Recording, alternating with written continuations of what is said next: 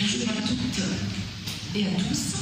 Merci beaucoup à l'association LED, Sarah, merci à vous, Ravdemen, de venir éclairer cette soirée, cette conférence après avec aussi toute votre expertise. Alors, je suis médecin et depuis 20 ans médecin de PMI. Donc, pour ceux qui ne savent pas, je m'occupe des enfants de 0 à 6 ans. Et au départ, c'était en région parisienne. Et je suis restée 17 ans dans la même PMI à travailler avec les mêmes 12 écoles maternelles.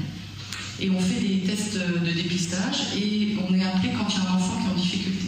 En fait, petit à petit, j'ai été appelée pour tellement d'enfants en difficulté que j'ai dû arrêter de faire mes dépistages. J'ai vu 7 fois plus d'enfants en difficulté entre 2002 et 2017. Et j'ai commencé à poser la question aux parents, mais racontez-moi, qu'est-ce qu'il fait à la maison, votre petit garçon? Qu'est-ce qu'elle fait, votre petite fille? Et là, les parents commencent à dire, en 2012, ah, mais ce qu'il adore, c'est mon téléphone. On peut lui acheter une tablette à Noël, voilà. Il compte jusqu'à 100 en anglais. Et je me suis rendu compte, en reprenant tous mes dossiers, que pratiquement tous les enfants en difficulté des écoles et des crèches étaient des enfants sur exposés aux écrans. C'est-à-dire, à ce moment-là, plus de 3-4 heures d'écran par jour, ou la télé allumée en permanence, même si l'enfant n'est pas face à l'écran. Donc, j'ai fait une vidéo YouTube d'alerte qui s'appelle « Les écrans en danger pour les enfants de 0 à 4 ans », qui a maintenant 470 000 vues à peu près. Et ça a été le début du changement de ma vie. J'ai été appelée pour de plus en plus de conférences, de formations, par des journalistes, par des psychiatres, des psychologues, qui, eux, avaient fait le même constat que moi, et on s'est groupés dans un collectif qui s'appelle CAUSE, collectif sur exposition écran. Et puis je me suis appelée par des parents, on va dire tous les jours par des parents du monde entier, parce qu'on est très peu finalement à faire le focus sur cette problématique, et les parents sont bien embêtés et bien dépassés par tout ça. Alors je tiens à dire que je ne suis pas anti-écran, d'ailleurs c'est très utile et je les utilise énormément, que j'ai aucun conflit d'intérêt avec les lobbies du numérique, ce qui n'est pas le cas de tous ceux qui s'expriment sur les écrans dans les médias. C'est une révolution, vous l'avez dit, il y avait un écran par foyer il y a 20 ans, maintenant il y a 10 écrans en moyenne par foyer avec enfants, et il y a 43 milliards d'objets connectés dans le monde, c'est-à-dire beaucoup plus que d'êtres humains. C'est devenu la première activité des enfants en dehors du sommeil. Et c'est devenu la première préoccupation des parents depuis 2017, bien avant l'école. Les parents n'ont pas été préparés, vous l'avez dit, par quelque chose qu'ils n'ont pas connu eux quand ils étaient petits et qui est arrivé comme un tsunami. Alors beaucoup de gens s'expriment sur les écrans et vont vous dire « c'est pas un problème les écrans, c'est une nouvelle activité, il faut la gérer comme le reste, il faut dialoguer avec l'enfant, il faut l'apprendre à se contrôler, à s'autoréguler, c'est pas l'écran qui est dangereux, c'est l'usage. » En fait, l'écran, c'est pas du tout une activité comme une autre. C'est pas du tout un jeu comme un autre, c'est pas du tout un jeu. Pourquoi? Pour 2 raisons. La première, c'est lié à l'attention qu'il sollicite. Dans votre cerveau, vous disposez de 2 systèmes d'attention. L'attention réflexe, vous l'avez dès votre naissance, elle est involontaire, elle ne vous demande aucun effort. Votre cerveau est programmé pour détecter, pour réagir aux points les plus marquants de votre environnement. Si là, tout d'un coup, il y a un bruit, on va tous tourner la tête, une lumière, un mouvement, un bout de plafond qui s'écroule. On ne peut pas faire autrement. C'est ce qui nous permet d'échapper au danger. C'est aussi ce qui nous permet de chasser. C'est exactement cette attention que stimulent les écrans. Et si vous êtes au restaurant avec votre meilleur ami, et qu'au-dessus de votre tête, il y a une télé, vous ne pouvez pas vous empêcher de temps en temps de jeter des coups d'œil vers la télé. Ça bouge, ça fait du bruit, c'est votre attention réflexe qui est stimulée. C'est tout à fait le contraire de l'attention focalisée, qui elle demande un effort, qui est volontaire, qui est très peu présente à la naissance et qu'on construit tout au long de la vie, surtout entre 6 mois et 4 ans. C'est cette attention qui est sollicitée quand l'enfant il empile ses petits tubes, quand il joue, quand il fait son travail scolaire, quand vous travaillez, quand vous faites vos tâches ménagères. C'est le contraire, c'est-à-dire qu'il faut faire abstraction de ce qui bouge, ce qui fait du bruit autour de nous, pour se concentrer sur quelque chose qui ne bouge pas. C'est ce qu'on appelle la concentration. Plus votre enfant sera devant les écrans, qui sollicitent l'attention réflexe, et moins il pourra se concentrer à l'école. Et on sait que 9 minutes de dessin animé le matin avant l'école empêchent l'enfant de se concentrer toute la matinée. Donc dans les conseils que je vais vous donner à la fin, vous allez repartir avec toutes les clés, c'est déjà pas d'écran le matin avant l'école. Ensuite, il y a une deuxième caractéristique des écrans, c'est que c'est addictif. C'est comme une drogue. Pourquoi? Parce que les écrans distractifs, j'entends bien sûr, offrent à notre cerveau ce qu'il adore et c'est du plaisir sans effort. Les jeux vidéo avec des mondes fantastiques, des aventures merveilleuses, des graphismes incroyables, les réseaux sociaux avec dès qu'on poste quelque chose, on a des likes, des followers, on regarde le nombre de vues, les photos filtrées qui nous permettent d'être encore plus beaux, encore plus belles que d'habitude. Pour les enfants, toutes ces comptines merveilleuses avec des jolies musiques, des jolis graphistes, des graphistes et des jolies histoires, les dessins animés, et puis encore plus les jeux qu'on dit éducatifs ou interactifs pour les petits, qui ne cessent de récompenser l'enfant. L'enfant va faire un petit peu avec sa tablette, et à la fin, la tablette, elle fait quoi? Waouh, bravo, vas-y, recommence. Et puis elle envoie des cœurs, elle envoie des félicitations. Et tout ceci stimule dans notre cerveau ce qu'on appelle le circuit de la récompense, qui est à la base du cerveau en bleu, qui se met à fabriquer de la dopamine, qui est le neurotransmetteur du plaisir. Le cerveau est bien fait. Pour éviter l'emballement du circuit de la récompense, il va inhiber certains récepteurs à la dopamine. Et notre cerveau va rechercher de plus en plus les écrans. Ce qui n'est pas le cas du tout des autres activités de vos enfants. C'est pour ça qu'ils se lassent de faire beaucoup de choses, mais les écrans, ils ne se lassent pas. Alors vous pensez que vous choisissez ce que vous faites sur Internet. Bien sûr, vous êtes maître, vous allez voir telle chose, mais pas du tout. Tout ce que vous faites sur Internet est enregistré, analysé par des data centers, des méga ordinateurs, et par des algorithmes, on va vous proposer, quand vous allez sur Internet, des contenus que vous aimez. Si vous likez toujours des vidéos de petits chats, on sait que vous adorez les petits chats, et bien on va vous envoyer sur YouTube et sur Facebook des vidéos de petits chats. Le but, c'est que vous soyez le plus possible sur l'écran, que vous y reveniez le plus possible, que vous partagiez le plus possible. Et entre deux vidéos de petits chats, une publicité. Les annonceurs publicitaires payent des fortunes pour passer leur publicité. Donc on pense que ce qu'on fait sur Internet, c'est gratuit. Mais en fait, on paye par notre temps de cerveau disponible. Et c'est ce qu'on appelle l'économie de l'attention. C'est exactement comme ça que fonctionne toute l'économie du numérique. Alors oui, c'est comme une addiction. Et on voit des enfants qui font des crises de sevrage. J'ai des enfants de 3 ans à qui on ne peut pas enlever la télévision. Alors quand ils sont petits, des fois ils réagissent bien et les parents me disent on a enlevé la télévision et il se met à jouer comme il n'a jamais joué. Mais d'autres font des crises parce que c'est comme des drogués. Ils se tapent la tête contre les murs, ils se tapent la tête au sol ou contre la tablette qu'on vient d'éteindre. Et pour les plus grands, à votre avis, ils réagissent comment? Un gamin de 14 ans complètement accro aux jeux vidéo.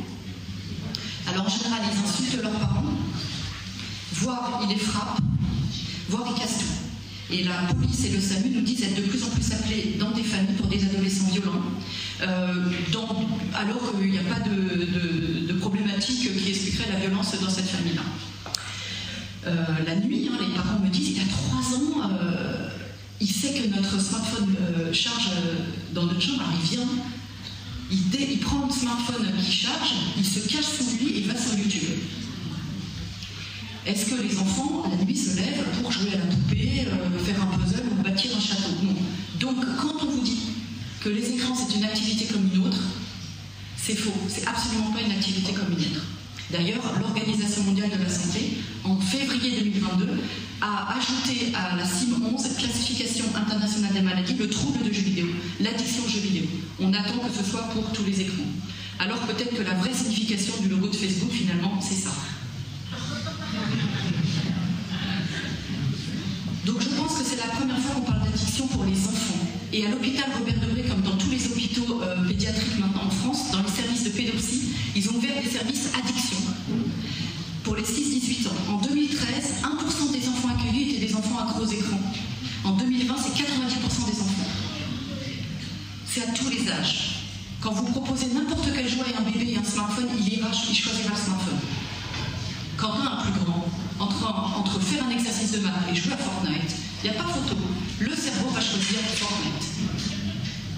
L'enfant ne peut plus s'en passer très rapidement, ce qui n'est pas le cas des autres joueurs. On vous dit non mais les écrans, on a toujours peur des nouveautés, on a eu peur du livre, on a eu peur du rock'n'roll, mais ça n'a rien à voir. Le livre, il ne capte pas l'attention réflexe de l'enfant et il n'est pas addictif du tout pareil. Alors on voit souvent vous dire il faut apprendre à l'enfant à s'autoréguler. Mais vous savez que le cerveau humain est mature à 25 ans. Donc nos capacités d'autorégulation sont matures à 25 ans. Donc on est capable de se dire je fais 1 heure de Facebook et j'arrête. Vous voyez, c'est mon attention réflexe. Il bouge à côté, hop, je ne peux pas m'empêcher, je regarde. Le soir, quand j'ai fait ma grosse journée de travail, je me dis je vais me détendre, je vais aller sur Facebook 5 minutes. Et en fait, je regarde ma montre, ça fait 1 heure et demie que j'y suis. Et pourtant, j'ai plus de 25 ans. Comment voulez-vous demander à un gamin de 12 ans surtout, je vais vous dire à la fin, mais ne grondez pas vos enfants. Ce n'est pas de leur faute. C'est ni de la faute des enfants, ni de la faute des parents, c'est de la faute des écrans. Alors je vais d'abord vous parler des grands, 6-18 ans, et après des petits. Alors il y a 3 critères de risque pour l'écran. Ça dépend du temps qu'on passe, ça dépend de ce qu'ils regardent, et ça dépend du moment où ils regardent.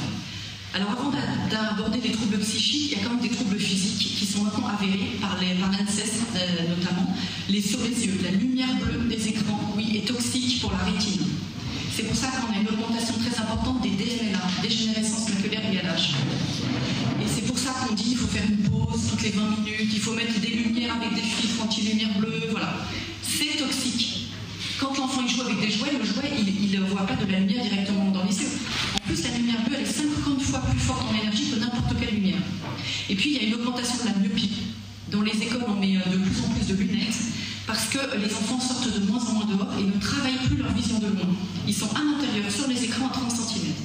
Et en plus, la myopie, c'est si le cristallin n'a pas pris la bonne forme et il prend cette bonne forme que s'il est exposé à la lumière du jour. Un autre trouble très important, c'est la sédentarité. Les enfants ne bougent plus. Les écrans, c'est le degré zéro de l'activité physique. Si vous mettez une montre connectée qui vous dit quelles activités physiques vous faites, quand vous faites de l'écran, elle vous dit que vous dormez. Et qui dit sédentarité, va dire obésité, diabète et toutes les maladies cardiovasculaires.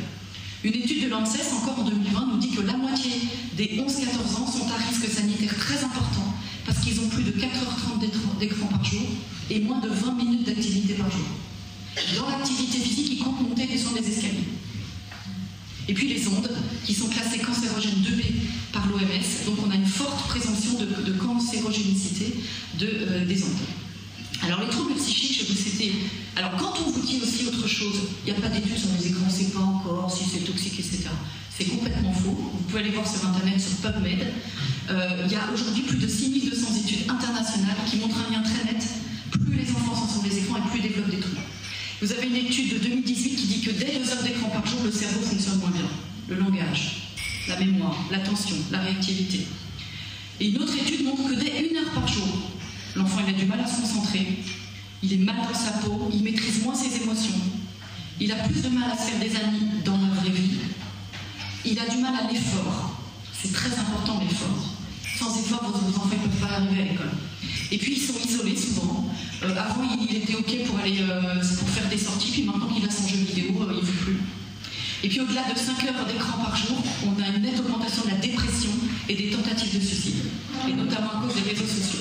Tout ça entraîne du mal-être, des difficultés scolaires. Et vous entendez toujours les pédopsies dire qu'il y a de plus en plus d'adolescents qui sont accueillis dans les urgences pédopsies. Et c'est vrai, c'est le cas. Alors les troubles psychiques, le premier c'est l'addiction, puisque ça se comporte comme une addiction. Et pour vous détendre un peu, mais vous montrer en même temps les réactions que peuvent avoir vos jeunes, devant Fortnite, je vais vous montrer une petite vidéo.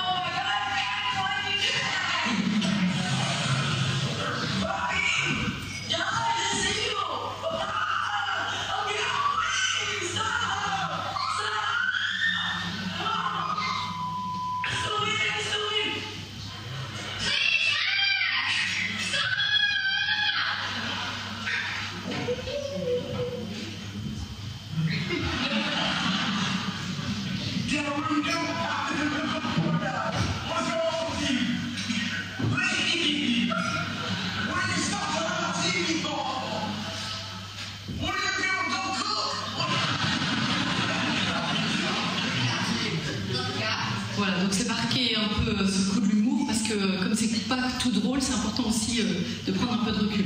Et je travaille avec des psychologues et une psychologue de l'éducation nationale qui a été appelée pour 2 enfants de CM1 qui ont voulu se suicider à cause de Fortnite. Les enfants jouent le week-end entre eux. Certains ont des parents qui acceptent de payer pour avoir des pouvoirs en plus.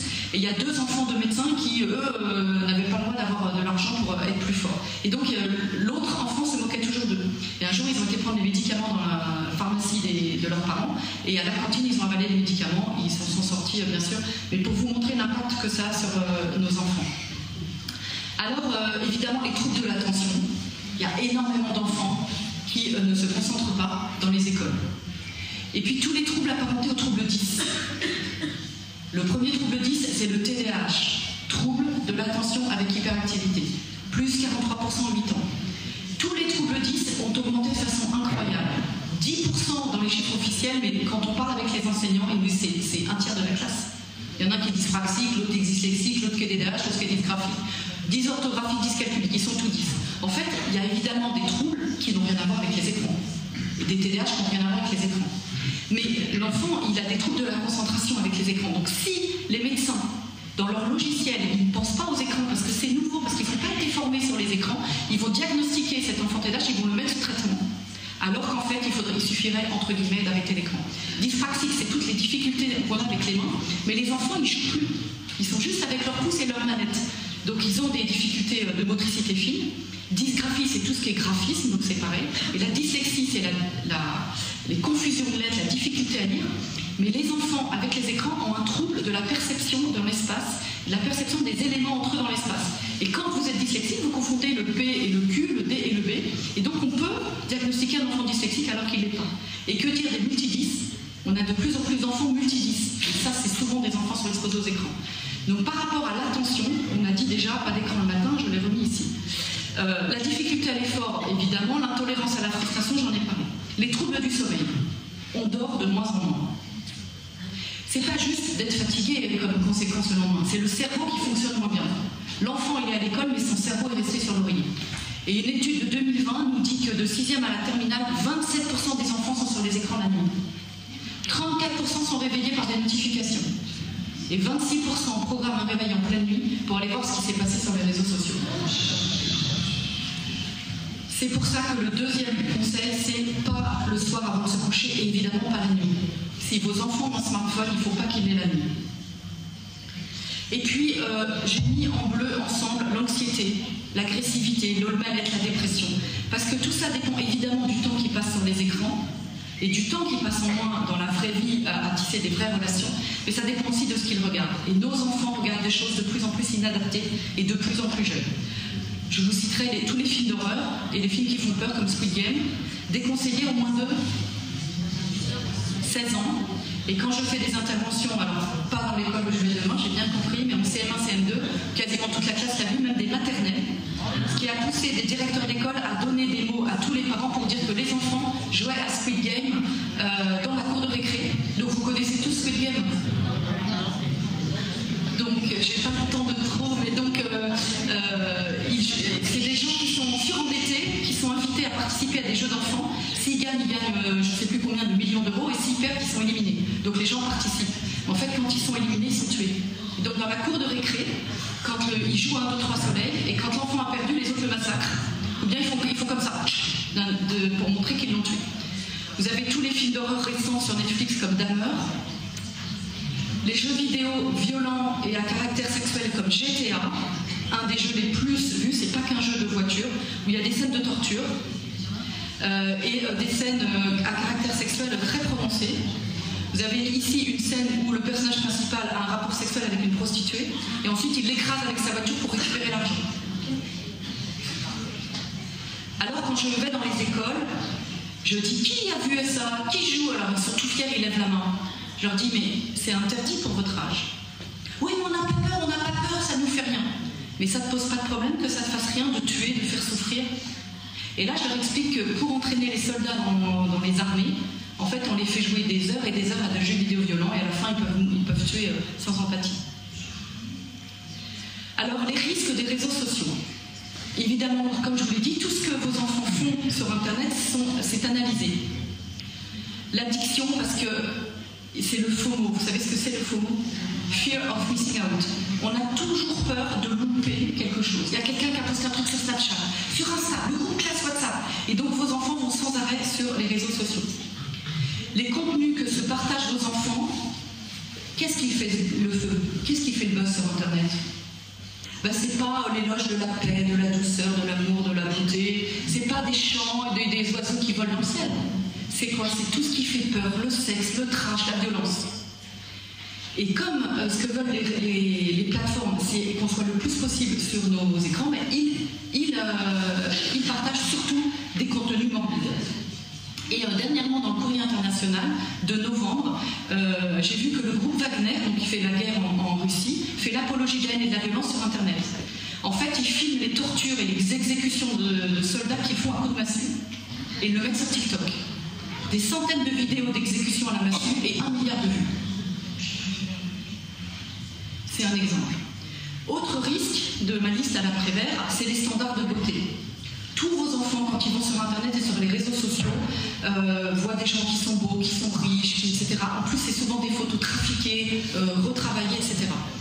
Et si on demande à une jeune fille, c'est ce qu'un photographe s'est amusé à faire, quel filtre elle va utiliser, toutes les jeunes filles utilisent le même. Le nez est aminci, les lèvres sont plus pulpeuses et elles sont maquillées. Et pour les garçons, eh ben, ils sont minces et musclés. Et on a tellement de... c'est tellement important le paraître pour nos ados d'aujourd'hui sur leurs réseaux sociaux qu'il y a des jeunes filles surtout qui ne peuvent plus se supporter avec leur vrai visage. Elles utilisent tout le temps filtré, elles ne peuvent plus savoir que filtrer. Et ça amène les jeunes à faire de la chirurgie esthétique. Et on a aujourd'hui les 18-34 ans qui font plus de chirurgie esthétique que les 50-60 ans. Et ça peut amener à ça. Alors elle a fait 25 chirurgies esthétiques sur ses lèvres, son menton, ses seins, ses pommettes, tout y est passé. Elle n'a même pas 30 ans.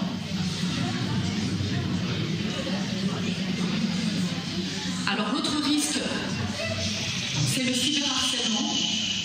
Donc le harcèlement a toujours existé, mais maintenant avec surtout les téléphones, mais c'est tous les écrans, mais surtout avec le téléphone, le harcèlement dépasse la cour d'école et dépasse les horaires scolaires. C'est du 24-24. Dès qu'un enfant a un téléphone, il peut être harcelé. Dès qu'un enfant a un téléphone, il peut être harceleur. Alors vous avez tous entendu parler à la rentrée de l'année dernière, merci, du hashtag anti-2010 sur TikTok.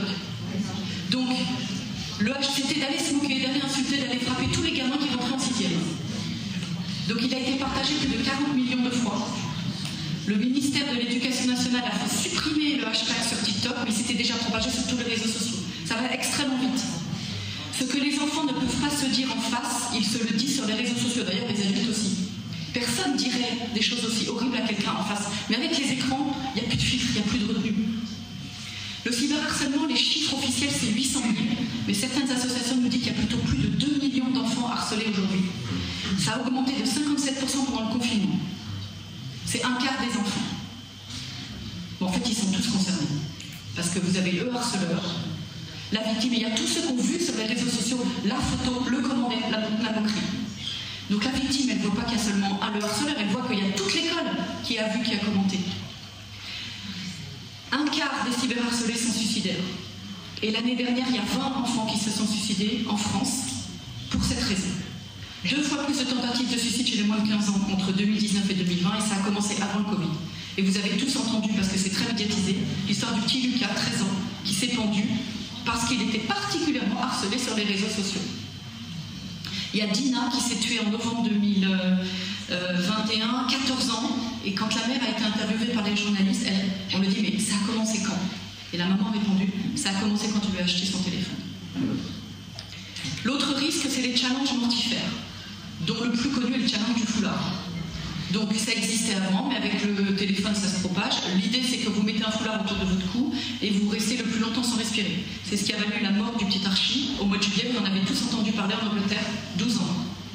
Et l'année dernière, en Italie, une petite Antonella, 10 ans, qui a été retrouvée morte par sa sœur de 5 ans dans la salle de bain. Elle avait mis sur le smartphone sur la baignoire et elle avait serré le foulard autour de son cou. Les parents de cette petite fille n'ont eu aucune idée en achetant le smartphone qu'ils allaient causer la mort de leur fille. Et d'ailleurs, maintenant, ce sont des parents qui militent pour faire de la prévention auprès des autres parents. L'hypersexualisation, donc surtout sur TikTok, vous voyez que je parle quand même souvent de TikTok. Donc au départ, TikTok, c'est mignon parce qu'on chante, on danse. Bon, il y a encore des gens d'ailleurs qui font que danser et chanter. Hein. Sauf que, encore une fois, surtout les filles, pré-ados et ados, elles veulent ressembler à leur chanteuse. Donc elles s'habillent comme leur chanteuse, elles se maquillent comme leur chanteuse, et après elles font les mêmes gestes que leur chanteuse. Donc des danses sexy, à moitié dénudées. Quel est le risque pour ces jeunes filles, très jeunes filles, voire enfants?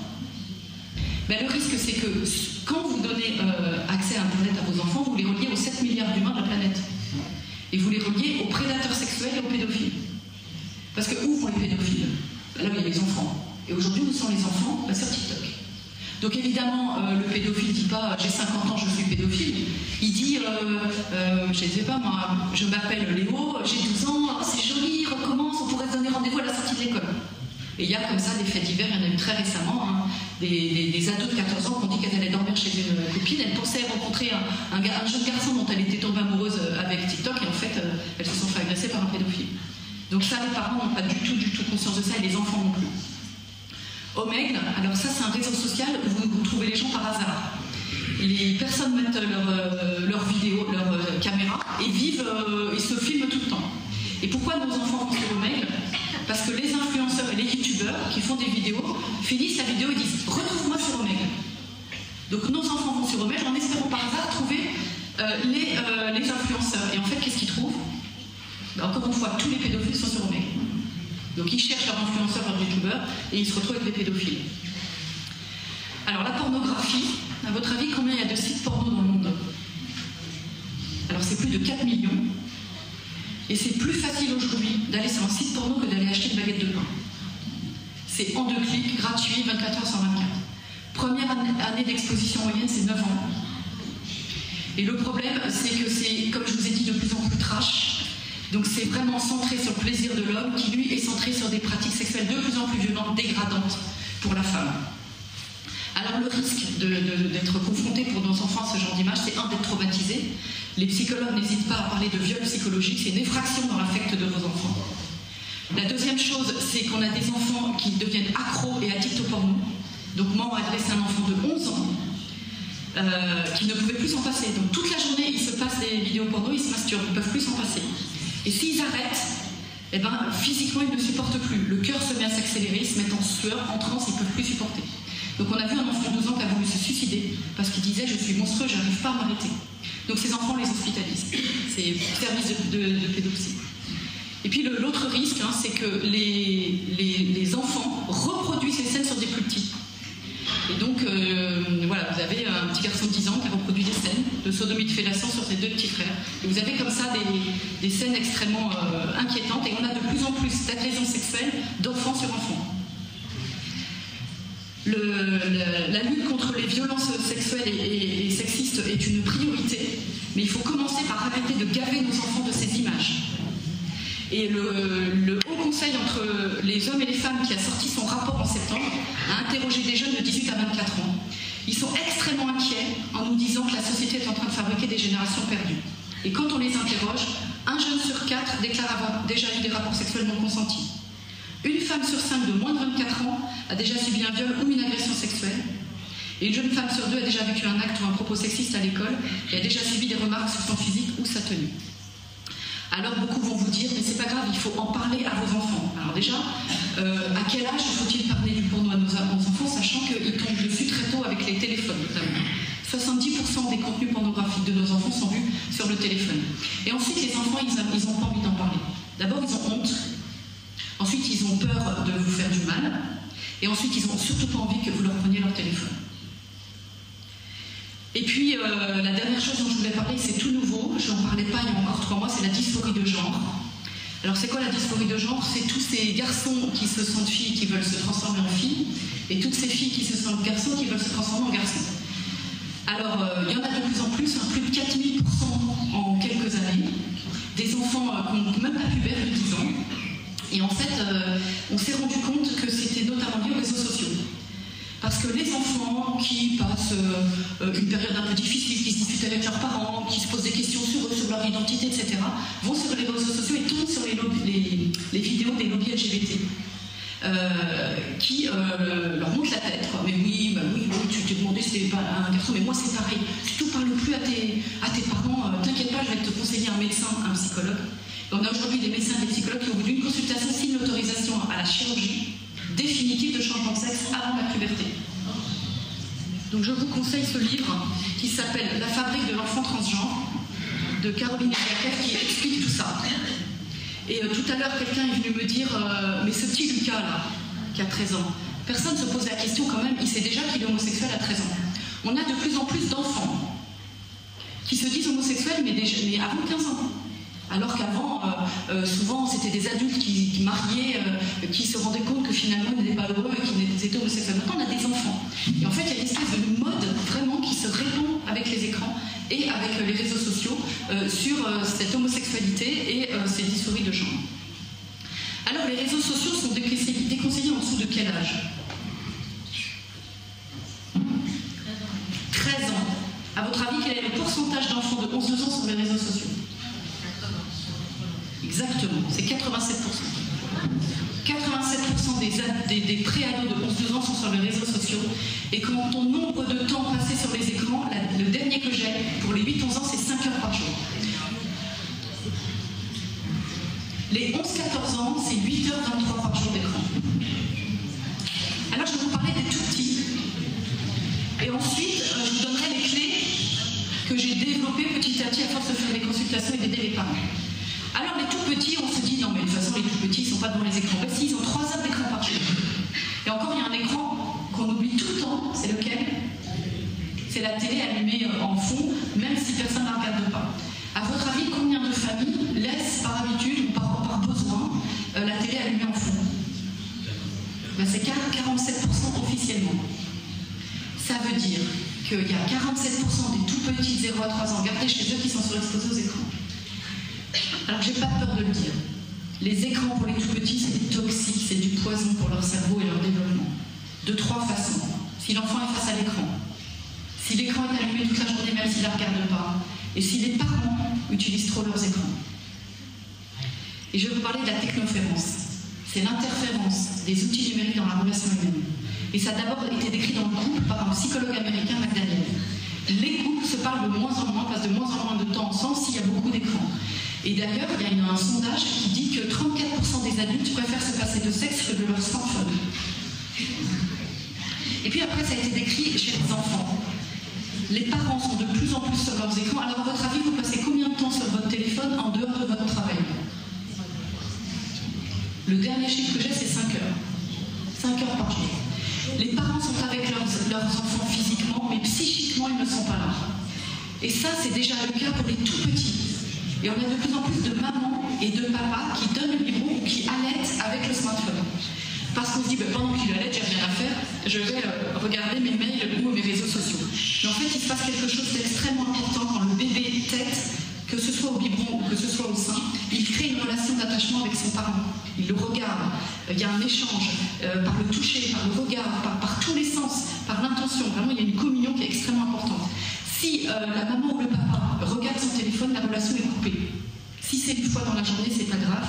Mais à votre avis, on reçoit une notification sur nos téléphones toutes les combien de temps?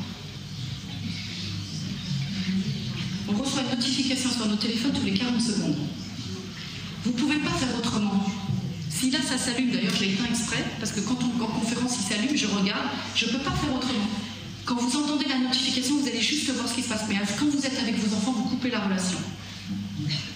Alors il y a une étude qui a montré que quand on était au parc avec nos enfants, si on utilise le téléphone, on est 5 fois plus distrait, immergé par l'écran que par n'importe quoi d'autre. Si on lit un livre, on est quand même connecté à notre enfant qui est en train de jouer sur la balançoire. Si on parle avec quelqu'un, on est quand même connecté à ce qui se passe. Mais quand on est dans l'écran, on est immergé dans l'écran. Une autre étude montre que quand vous vous asseyez par terre et que vous êtes en train de jouer avec votre petit bébé et que vous lui apprenez un nouveau mot, si vous répondez à votre téléphone, alors le nouveau mot n'est pas appris par l'enfant. Alors pourquoi utilise-t-on les écrans pour les tout petits si c'est pas bon pour eux? 70% des parents d'enfants de 0 à 2 ans les utilisent parce que c'est éducatif. On est dans une société de performance, on a peur, il y a le chômage, on veut que ce soit les meilleurs à l'école. Or, tous les écrans sont vendus pour les enfants avec caractère éducatif. 76% des parents pensent que plus tôt ils vont donner un écran à leur enfant, et mieux ils vont le familiariser, le préparer pour la vie de demain. Il va vivre de toute façon dans un monde où il faudra qu'il utilise les écrans, donc moi je ne veux pas qu'ils se rentrent pas. Et puis d'autres études montrent qu'on les utilise pour faire nos tâches ménagères, pour les calmer, pour les faire manger, pour les endormir. Et puis, les enfants adorent ça, on l'a vu, hein, ça stimule le circuit de la récompense, et on adore faire plaisir à nos enfants, donc on leur donne. Et puis il n'y a pas beaucoup d'informations. Vous avez la conférence de ce soir, mais vous n'entendez pas tous les jours à la télé que les écrans c'est toxique pour les petits. Vous entendez tous les jours qu'il faut baisser votre radiateur à 19, qu'il faut mettre un masque dans les lieux publics, mais vous n'entendez pas parler des écrans, et pourtant tout le monde a des écrans à la maison. Et puis la dernière raison, c'est que le bébé naît dans une famille dont il va prendre toutes les habitudes. C'est l'exemple, et on fait tout avec nos écrans, parce qu'on ne peut plus réserver un billet de train sans écran. On ne peut plus faire un virement bancaire sans utiliser le téléphone. Donc ils nous voient sur les écrans. Les industriels du numérique veulent vendre le plus possible de produits et inondent tous les champs de notre vie. Vous avez dans les EHPAD des casques à réalité virtuelle et pour que les usagers puissent voir. Là, c'était pour le coup la messe en 3 dimensions un dimanche matin. Et puis vous avez des casques pour les vaches, des casques de réalité. À votre avis, les vaches, elles voient quoi dans le casque? Elles voient une prairie avec de l'herbe vraiment très verte. Et puis pour les petits aussi, toutes les marques de jouets se lancent dans ce créneau en pleine croissance. Dès la naissance, vous avez des transats écrans, les baby tablettes dès 9 mois, le Hochet Fisher Price pour iPhone. Mais si vous ne l'avez pas, vous téléchargez l'application Hochet et vous montrez votre téléphone à votre bébé. Et puis le Hippoti pour que quand il aille sur le pot, il puisse apprendre aussi. Le Smoby Smart Robot pour les bébés dès 12 mois, un robot doté d'un grand écran LED, un jouet innovant aux bénéfices indéniables, etc., etc. Les parents voient tous ces messages marketing. Et vous aviez même à Noël le kit petite influenceuse dès 3 ans.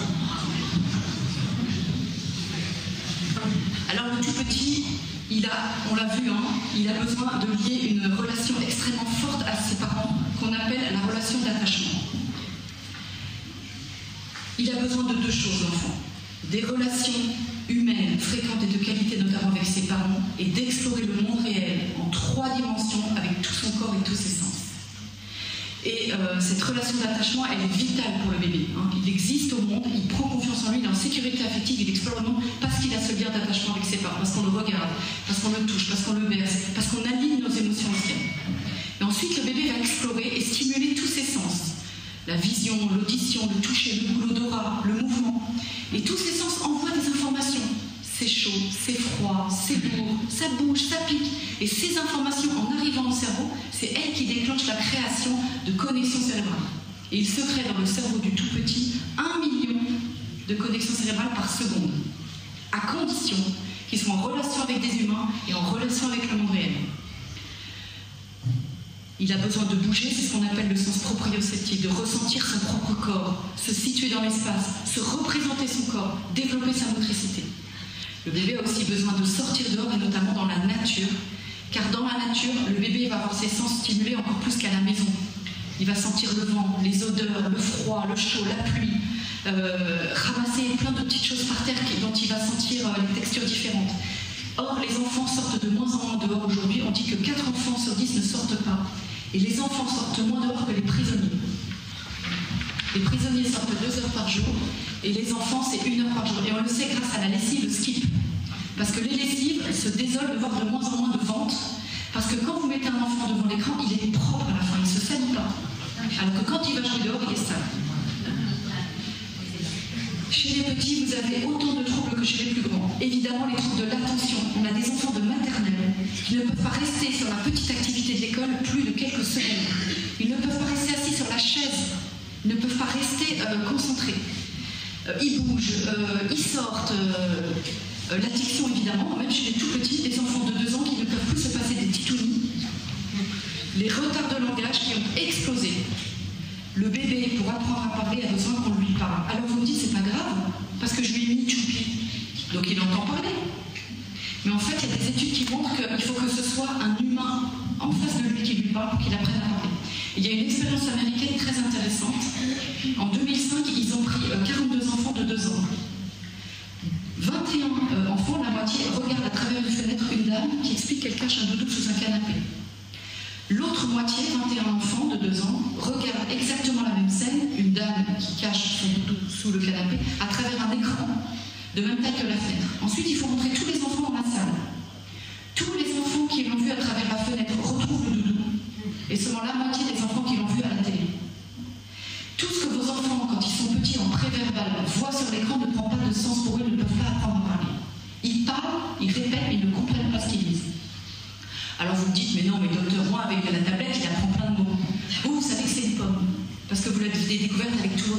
mais eux, ils voient une tache rouge. Pour savoir que c'est une pomme, il faut une vraie pomme. On sait qu'elle est ronde parce qu'on fait le tour avec les doigts. On sait qu'elle est douce parce qu'on la caresse. Si j'enfonce mon doigt dedans, ça ne rentre pas. Mais si c'est une tomate, ça rentre. Si j'ouvre les doigts, elle tombe. Et elle roule parce qu'elle est ronde. Elle a un poids de pomme. Elle a une odeur de pomme et un goût de pomme. Tous les sens de l'enfant, combinés ensemble, apportent à l'enfant les messages et les informations pour que l'enfant apprenne que c'est une pomme. Là, il ne peut pas apprendre que c'est une pomme. Et en plus, elle a des yeux et elle parle. D'accord, docteur. Moi, je vous assure, grâce à la tablette, il compte jusqu'à 100. Alors la tablette, elle montre un bâton, puis elle dit 1, puis l'enfant répète 1. Puis la tablette, elle montre un zigzag, puis elle dit 2, et l'enfant répète 2. Puis la tablette, elle montre un ressort, elle dit 3, et l'enfant répète 3. Et j'ai des enfants qui comptent jusqu'à 100 à 2 ans et demi. Mais si je lui dis, donne-moi 2 cubes, il est incapable de me donner 2 cubes. Si je lui dis, compte le nombre de cubes, il est incapable. Parce qu'il répète par réflexe, par automatisme, un zigzag, ça fait 2, il n'a pas compris. En plus, il n'a pas expérimenté dans la vraie vie avec tous ses sens. Si j'encastre le cube, j'ai un objet. Si je le détache, j'en ai 2. Donc l'enfant ne peut pas apprendre. Donc c'est un piège pour les parents. Parce qu'ils entendent leur enfant compter jusqu'à 100 et ils pensent qu'il devient intelligent. J'ai des épreuves comme ça, des tests de langage pour les enfants de 4 ans. Et là, je demande, par exemple, tu vois, le petit chien est monté sur sa niche, où il est là? Et j'ai des enfants qui ne me regardent même pas dans les yeux. Et quand ils voient l'image, ils me font 1, 2, 3, 4, 5, 6. Parce qu'ils ont tellement répété les chiffres après la tablette que dès qu'ils voient les chiffres, ils le disent, alors que ce n'est pas la question que je demande. On a des enfants de 3 ans qui n'ont pas acquis le langage réceptif. C'est-à-dire qu'ils ne comprennent pas. À quel âge un bébé comprend les consignes simples du quotidien, comme assis-toi, viens, prends ton manteau? À quel âge un bébé comprend ça? C'est 12 mois. Et bien moi j'ai des enfants de 4-5 ans dans les écoles qui ne comprennent pas va chercher tes chaussures. Comment vous voulez qu'ils comprennent la consigne de l'école? Donc ils ne pourront pas rentrer dans les apprentissages scolaires. Et ce n'est pas de la faute de l'enseignante. Et puis après, je pose des questions ouvertes en montrant les chaussures du petit garçon. Je dis, à qui sont les chaussures? J'ai des enfants qui me répondent au garçon, donc c'est parfait. J'ai des enfants qui me disent bleu. Et que fait la petite fille? Jaune. Et c'est pourquoi faire le savon qui est tombé par terre rose. Parce qu'ils sont tellement répétés sur des petites comptines YouTube, les petites comptines éducatives sur les couleurs, que dès qu'ils voient des couleurs, ils disent des couleurs. On a des enfants qui, dans les cours de récréation et dans la classe, toute la journée disent les couleurs. J'ai des enfants, quand je pose une question, ils répètent la question. Ça s'appelle de l'écolalie. À qui sont les chaussures? L'enfant répond, à qui sont les chaussures? Comment tu t'appelles? Comment tu t'appelles? Donc les parents se disent, il fait des phrases, docteur, il fait des phrases. Mais en fait, parler, c'est pas répéter. Parler, c'est échanger avec quelqu'un, communiquer en combinant les mots avec du sens et en faisant des phrases. On a des enfants qui font l'écolalie du dernier mot. Ils répètent juste le dernier mot. À qui sont les chaussures? Chaussures. Combien il y a d'enfants sur le dessin? Dessin. Et vous voyez, j'ai une question, c'est est-ce que tu aimes mieux le chocolat ou les sucettes? Si l'enfant dit sucette, je ne sais pas si c'est de l'écolalie du dernier mot et qu'il a rien compris, ou s'il a une sucette. Donc je répète la phrase en changeant, en disant est-ce que tu aimes mieux les sucettes ou le chocolat? S'il me dit d'abord sucette et après chocolat, il n'a rien compris. Il n'a même pas le niveau de langage réceptif d'un bébé de 12 mois. Et il est à l'école, il a 4 ans. Par contre, s'il me dit 2 fois sucette, c'est qu'il a compris. J'ai aussi des enfants qui connaissent les mots, mais qui ne savent pas les utiliser. Par exemple, est-ce que tu aimes mieux le chocolat ou les sucettes? Oui. À qui sont les chaussures? D'accord. Les enfants entendent des mots des écrans, mais ne savent pas les utiliser. Et puis j'ai des enfants qui ne parlent pas du tout. 4 ans, hein, pas du tout. À qui sont les chaussures? Mais il me montre avec son doigt le petit garçon. Que fait la petite fille? Et le savon, c'est pour quoi faire? Et il ouvre pas la bouche, on dit qu'il est mutique. Eh bien, je préfère un enfant qui ne parle pas mais qui comprend, qu'un enfant qui parle mais qui ne comprend pas. C'est très important, ça. L'enfant est imprégné de ce qu'il voit et ce qu'il entend, mais il ne peut pas le traiter psychiquement. Les retards cognitifs, retard intellectuel, l'enfant il est privé de sa nourriture intellectuelle, interaction humaine, exploration du monde, donc son cerveau ne se développe pas. Et les parents pensent que pendant 2 heures, il est en train d'apprendre, parce que sur l'écran, il encastre des cubes, il dessine un bateau, il fait un château, il plante des choux.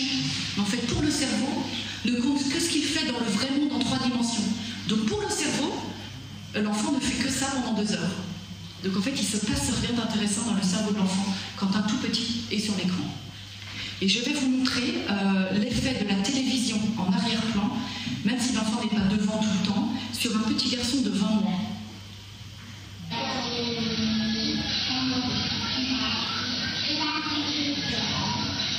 Il trouve une balle, il prend la balle, il est capté par la télé, il la laisse tomber.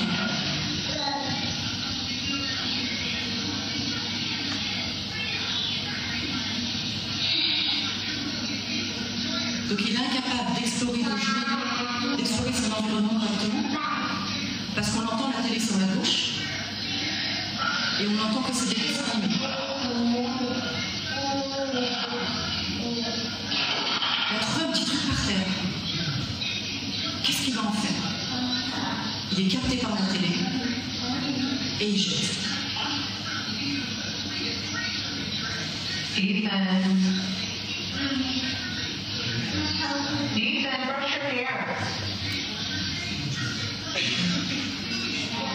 Qu'est-ce que vous remarquez quand la maman l'appelle? Il ne répond pas. À quel âge un bébé répond à son prénom? Ça commence vers 5-6 mois, mais à 9 mois, s'il va bien, tous les enfants réagissent à leur prénom. Il a 20 ans, il ne réagit pas à son prénom. Cette maman filme son bébé comme toutes les mamans filment leur bébé. Elle ne se rend pas compte de la toxicité de sa télé allumée qui doit être allumée en permanence. Le manque d'effort, évidemment, puisque c'est du plaisir sans effort. Les écrans font la place de vos enfants. Quel est l'intérêt pour un enfant qui, en quelques secondes, en quelques effleurements de doigts, va faire un magnifique bateau sur le smartphone de sa maman, alors que si je lui donne un crayon et une feuille, au bout d'un quart d'heure, il va faire quelque chose de tout travers, mal colorié, ça dépasse, ça détruit. L'enfant, il va vite reprendre le smartphone. Pourquoi va-t-il s'embêter un quart d'heure alors qu'en quelques secondes, il fait quelque chose de merveilleux sur l'écran? Les écrans font la place de l'enfant et c'est pas intéressant. Et de plus en plus d'enseignants de maternelle nous disent, donc on prépare les activités, on leur demande de faire les activités, et les enfants de plus en plus nous disent non, je veux pas, c'est trop dur, j'y arrive pas, fais-le maîtresse toi à ta place. Les enfants ne peuvent plus faire d'efforts. L'intolérance à la frustration, alors je ne l'ai pas mis là, je l'ai mis où l'intolérance? Ah, je l'ai mis là. C'est du plaisir sans effort. Et en plus, quand il pleure, les parents remarquent qu'il arrête de pleurer devant l'écran. Donc on dit, j'ai trouvé de quoi calmer l'enfant. Mais l'enfant n'apprend pas du tout à se calmer, il est juste capté. Et je vais vous montrer une petite vidéo, vous allez voir l'effet. C'est la 3e vidéo de l'écran sur un bébé de 8 mois. Profusion sur Internet. Ces vidéos de parents émerveillés par l'agilité de leur bébé face aux écrans. Les écrans sont partout, ils fascinent, hypnotisent. Ils ont même le pouvoir de faire ouvrir la bouche aux enfants les plus récalcitrants. Voilà, regardez ce bébé de 8-9 mois. Est-ce que je peux le prendre? Mais les petits peuvent-ils devenir accros aux écrans?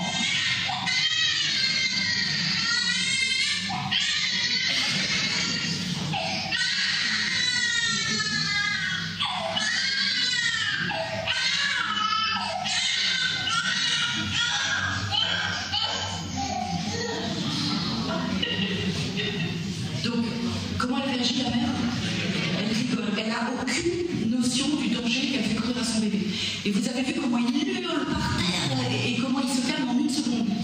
Donc l'enfant n'apprend pas du tout à gérer à la frustration et à se calmer. Donc quand il arrive à l'école, qui est une somme de frustration, l'école, on ne fait pas ce qu'on veut, et ben les enfants se roulent par terre, hurlent, envoient des chaises à travers la tête de la maîtresse, et on est obligé de les scolariser des fois très vite. Alors, au niveau du retard moteur, les enfants qui sont devant l'écran, ils font rien avec leurs mains ou 2 gestes, celui-là et celui-là, et donc ils n'arrivent certains à 4 ans à pas prendre un stylo dans la main. Ils n'ont même pas acquis la pince pouce index, de comprendre à 6 mois qu'en écartant les doigts et en refermant, ils tiennent un objet. Donc là, vous avez ici un enfant de 3 ans, 11 mois qui a très peu d'écran, à qui je demande de dessiner un bonhomme. Et à côté, vous avez un enfant de 4 ans, 7 mois, qui a 4 heures d'écran par jour, à qui je demande de dessiner un bonhomme. Il a du mal avec le graphisme, à tenir le stylo, et je vous ai expliqué que dans le vrai monde, ils acquéraient le schéma corporel. Cet enfant, il n'a pas acquis le schéma de son corps, donc vous avez vu où sont ses yeux? Les yeux sont de chaque côté de la feuille. Il n'a pas le schéma corporel. Les troubles du sommeil sont très importants chez les petits aussi. Les troubles de l'oralité, les enfants ont de plus en plus de difficultés alimentaires. Comment voulez-vous qu'un enfant découvre les textures alors qu'il est devant l'écran à table? Le cerveau est connecté à l'écran, il n'est plus connecté à toutes les sensations qu'il a en mangeant. Alors, je vais vous parler des mouvements répétitifs et stéréotypiques. Le flapping, c'est le plus fréquent, ou le spinning, les enfants qui tournent sur eux-mêmes, ou qui agitent comme ça leurs mains. Pourquoi les enfants surexposés aux écrans ont ce genre de difficultés? Alors la réponse, elle vient du docteur Pédespan, qui est neurologue à Bordeaux, et qui a été interviewé par le Midi Libre en 2017. J'ai perdu ma feuille. Et sinon, c'est pas grave, je le connais par cœur. Donc il a dit les chutes visuelles et sonores trop intenses, une exposition trop précoce, répétitive, de stimulation visuelle et sonore est susceptible d'envahir certains circuits neuronaux qui initialement étaient voués à d'autres fonctions pouvant perturber la mécanique neuronale.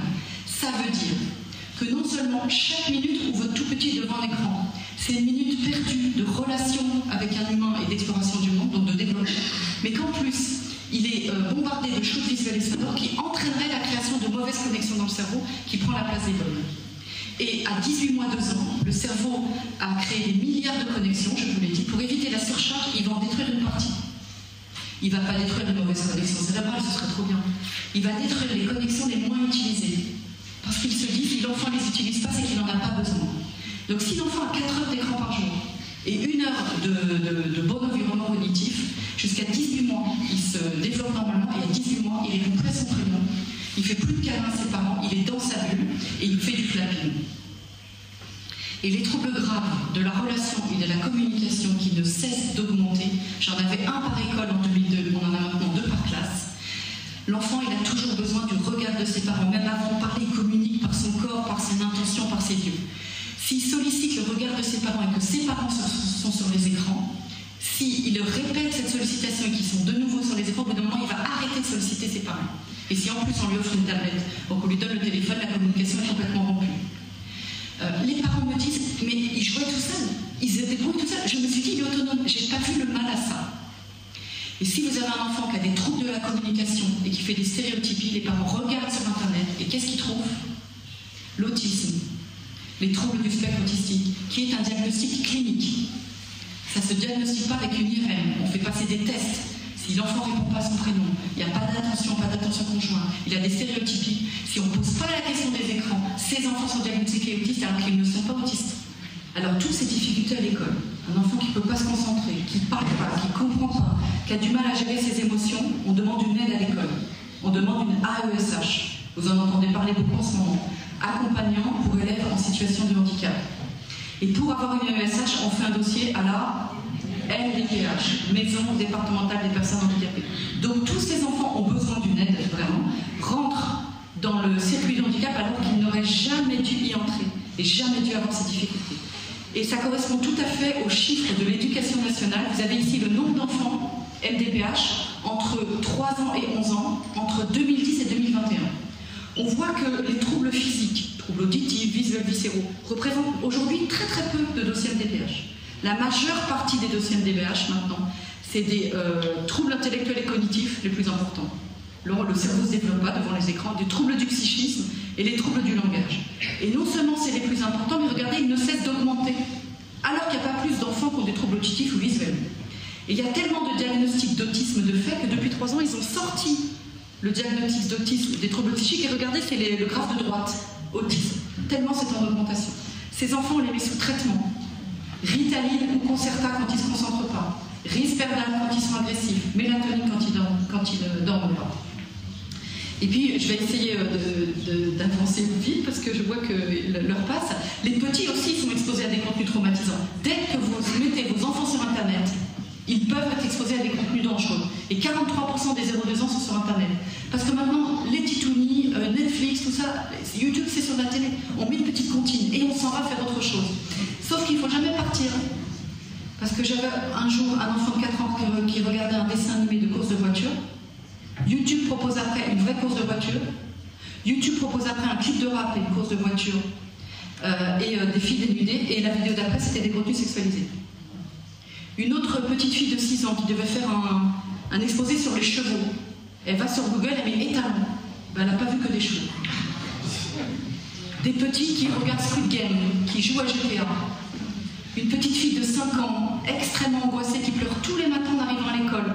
Et elle fait des gros dessins de monstres aux dents tranchantes et aux yeux noircis. En fait, elle regarde Annabelle. Annabelle, déconseillée au moins de 12 ans. Et on a eu un autre petit garçon, cauchemar, dysgraphie, trouble opposition avec provocation. Et en fait, ça fait depuis qu'il a l'âge de 4 ans qu'il regarde Annabelle. Et vous voyez, quand on lui demande de dessiner un bonhomme, quelle tête fait ce bonhomme? On m'a aussi signalé un petit Arthur, CP, 6 ans, agité, colère, violent verbalement et physiquement, envers les adultes et envers les enseignants. En fait, il regarde sur la télé ou l'ordinateur les trucs d'horreur, c'est ça qu'il adore, les films de monstres, pas pour enfants, zombies, squelettes terrifiants qui tuent les gens et les emmènent dans la terre. Son père rentre du travail à 5 h du matin.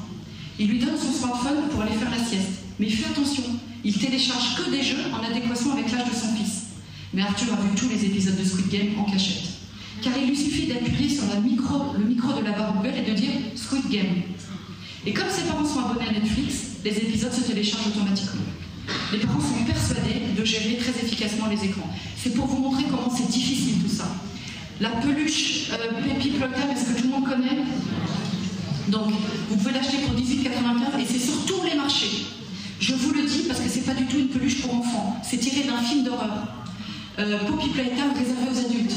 Sauf que c'est sur TikTok et dans les cours de récré. Et la peluche dit à l'enfant: je m'appelle Huggy, j'ai des dents acérées qui te saigneront. Ne me traite jamais de moche, serre-moi dans tes bras jusqu'à ta mort.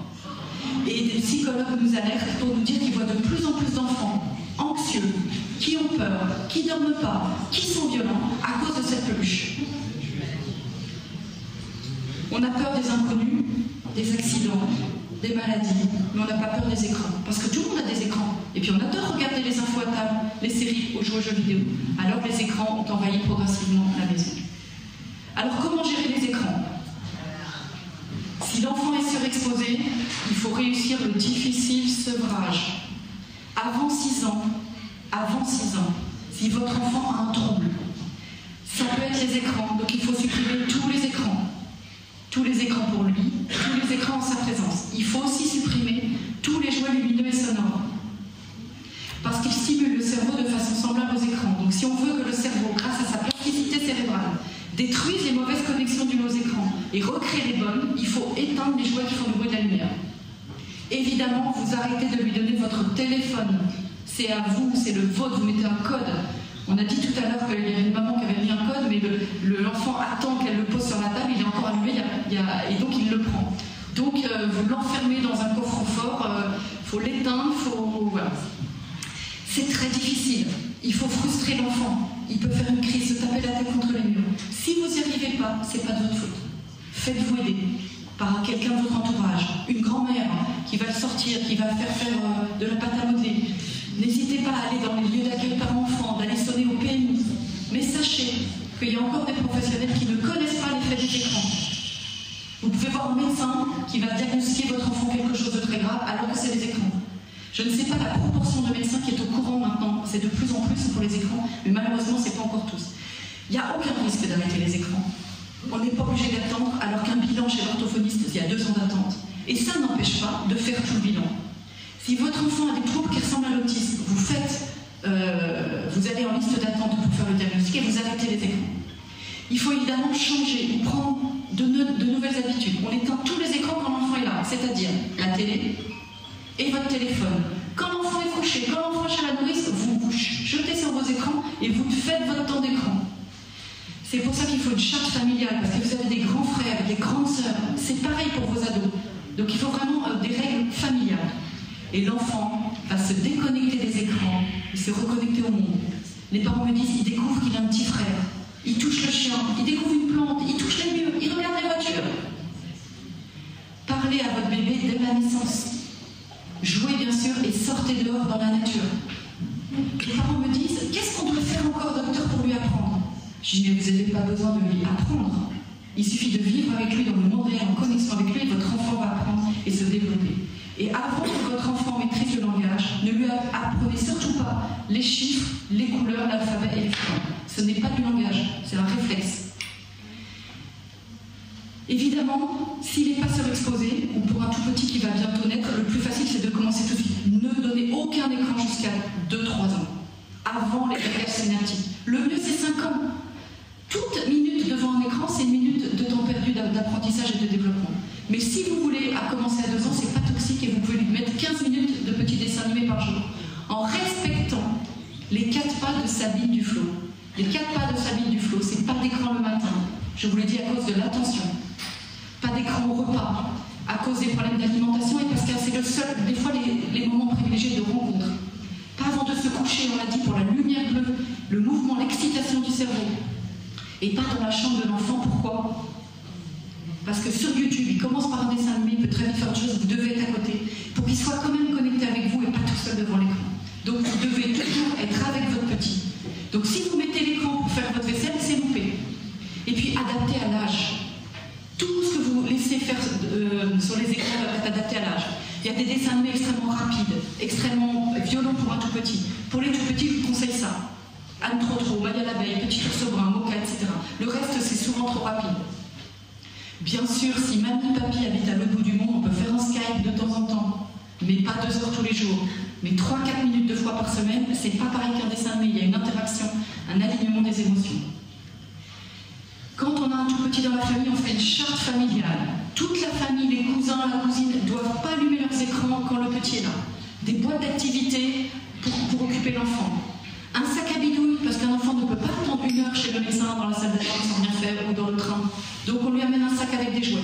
Et puis, mettez une couverture sur votre télé, débranchez-la, cachez la télécommande parce que votre enfant va peut-être faire une crise qui peut durer 3 semaines. Il va se rouler par terre, il va se jeter dans votre sac à main pour aller prendre la télécommande.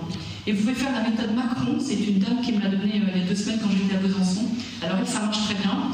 En rentrant de l'école, maintenant il n'y a plus d'écran, elle joue avec ses enfants. Et quand les enfants demandent l'écran, elle dit « Ah non, Macron a dit qu'il y aurait des coupures d'électricité. Ce soir, il y a coupure d'électricité. » Ça, c'est la méthode.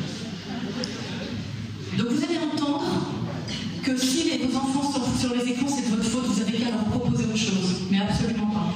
Parce que si vous proposez l'écran et autre chose, le cerveau de votre enfant choisira l'écran. Donc il faut et supprimer les écrans et proposer autre chose, donc se rendre disponible. Chez les plus grands, chacun fait comme il peut. Toutes les familles me disent « c'est un combat de tous les jours ». Certains essayent cette méthode-là. Pour avoir le mot de passe de Wi-Fi du jour, tu vides le lave-vaisselle, tu passes l'aspirateur, tu ranges ta chambre, tu sors les poubelles. Il faut contrôler la durée. Alors, quelle durée maximum chez un enfant de 6 à 18 ans, si vous vous rappelez ce que je vous ai dit tout à l'heure? On est bien d'accord que 30 minutes, il n'y aura pas de problème, ça dépend du contenu. Eh bien, je vous ai dit, c'est 1 heure. Hein, c'est l'étude. En dessous d'1 heure par jour, si le contenu est adapté, il n'y a pas de risque pour le cerveau. Donc moi, je propose, plutôt qu'il n'y ait pas tous les jours, en général, 2 heures mercredi, samedi, dimanche. Mais vous êtes sauvés par le Shabbat. C'est génial. Donc le samedi, c'est Shabbat, il n'y a pas d'écran.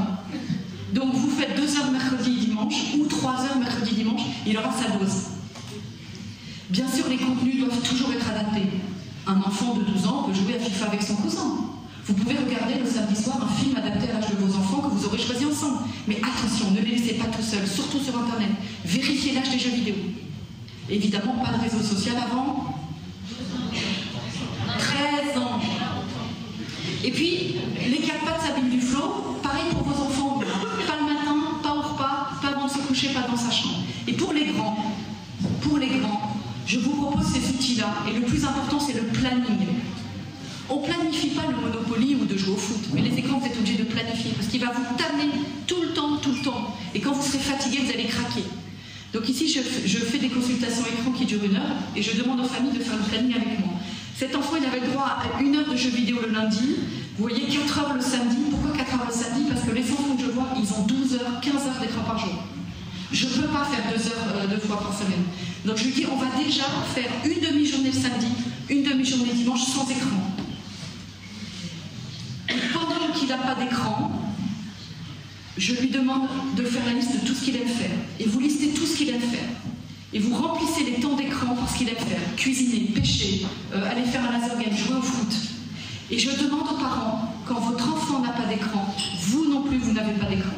Vous faites votre dose d'écran quand votre enfant a sa dose d'écran. C'est pas possible, il a besoin de vous. Le contrôle parental doit être mis sur tous les écrans de la maison. Et maintenant, tous les écrans ont un contrôle parental. La charte familiale, bien sûr, et puis vous allez consulter, sauf qu'on n'est que 2 médecins à consulter en France, et moi je fais les 0-18 ans, Sylvie Ossica les 0-6 ans. Il y a très peu de médecins qui sont formés. C'est très difficile. Vous pouvez aller consulter en addictologie, en pédopsychiatrie. En tout cas, si vous n'y arrivez pas, demandez de l'aide autour de vous et auprès des professionnels. Alors ici au musée, vous voyez 3 imbéciles ont oublié leur téléphone à la maison. C'est les 3 qui regardent le tableau. Encore une fois, c'est pas parce que vous proposez rien à votre adolescent qu'il est sur les écrans. C'est parce que son cerveau choisira les écrans, c'est comme une drogue. Ne le grondez pas, c'est pas de sa faute. Je vais t'aider, je mets un contrôle parental parce que tu peux pas combattre les écrans, c'est trop fort. Et vous pouvez mettre sur les smartphones, maintenant il y a un mode bien-être numérique. Vous choisissez que vos notifications s'arrêtent au bout de 30 minutes par exemple. Parce que nous-mêmes, on a besoin d'avoir une hygiène numérique et de se cadrer déjà. Donc tout à l'heure, je discutais avec une maman, elle a mis un contrôle parental pour elle-même sur son téléphone. Dites à vos enfants, pour moi aussi c'est dur, je mets un contrôle parental pour faire qu'une demi-heure de Facebook, et je mets aussi un contrôle parental, tu vois, pour toi. Alors, à quel âge le premier smartphone, et puis après, je vous laisse la parole, à quel âge le premier smartphone, vous achèteriez le smartphone à votre enfant? 14 ans, 15, 18, 13 ans. Alors, un professeur a dit un jour, professeur de collège, je sais, sans avoir à la demander, quand mes élèves ont le premier smartphone. Les résultats chutent, l'enfant est fatigué, et c'est le début des problèmes de concentration et de mémorisation. Parents, tenez bon.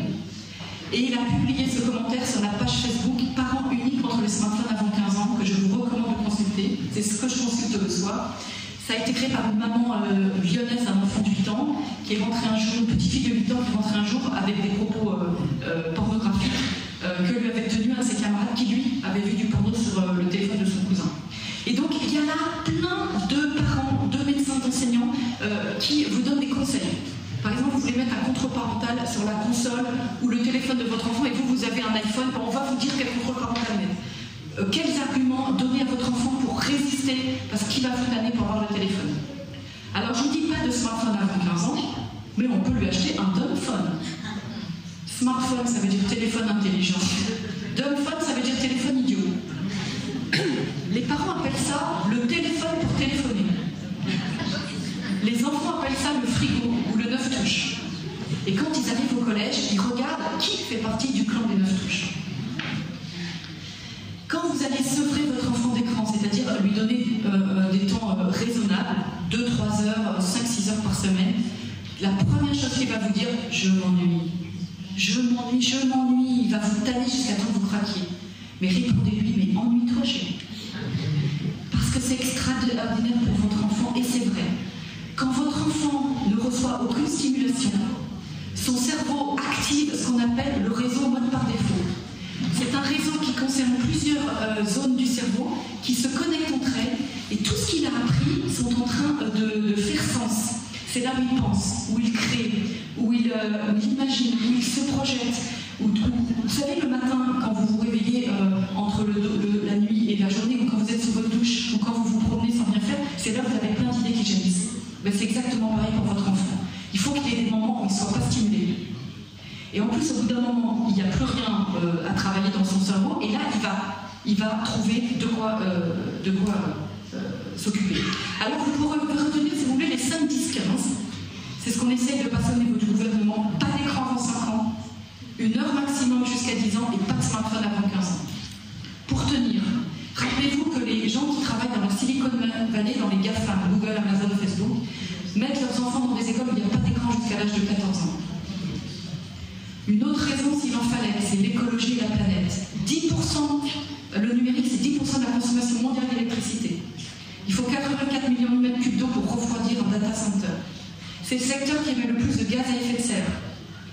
Les écrans nécessitent 50 métaux rares différents qui sont extraits en Afrique par des enfants, puis assemblés en Asie par des enfants et des adultes dans des conditions déplorables. Et les déchets du numérique, c'est 50 millions de tonnes par an, polluent les sols et les rivières et sont envoyés en Afrique et en Asie. J'ai fini, juste pour vous dire que donc vous pouvez, si vous voulez consulter mon livre qui s'appelle Les tout petits face aux écrans, qui parle aussi des grands, Ma pause sans écran, c'est des feuillets faits par des orthophonistes pour occuper les enfants de 0 à 6 ans. Avec tout ce que vous avez à la maison, vous n'avez rien besoin d'acheter. Et le livre Super-héros, plus fort que les écrans, c'est pour les enfants de 6 ans à 10 ans, qui est extrêmement bien fait. Janine n'a pas trouvé d'éditeur, donc il faut aller sur son site Enfance Télé Danger et vous pouvez commander son livre. Et puis notre site cause www.surexpositionécran.org où vous trouverez énormément de choses. Nous sommes les seuls à publier toutes les études internationales sur les écrans, elles sont toutes en anglais, mondiales. Vous avez toutes les études sur les écrans. Vous avez aussi les cartes Sabine Duflo dans 10 langues différentes. Si vous êtes enseignant, par exemple, les affiches, les flyers que vous pouvez distribuer aux parents. Et puis on vient de faire une petite affiche qui s'appelle « Ne cherchez pas votre bébé sur Insta, il est dans vos bras ». Et vous avez plein de conseils vraiment très positifs qui déculpabilisent les parents. Je conclurai pour dire que c'est une épidémie, puisque 9 enfants sur 10 de moins de 3 ans sont sur les écrans tous les jours, que 83% de nos ados ont plus de 2 heures d'écran par jour, que les plus de 11 ans ont 8h23 d'écran par jour, qu'il y a une augmentation considérable des enfants en difficulté dans les écoles et que quasiment tous sont liés aux écrans. Très peu de professionnels sont formés alors que c'est évitable et réversible.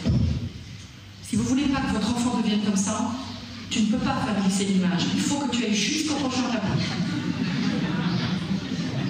Alors disons-nous bien que la révolution numérique devait apporter la connaissance à tous.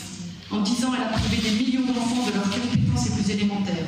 Parler, comprendre le monde, communiquer, tisser des liens avec les autres.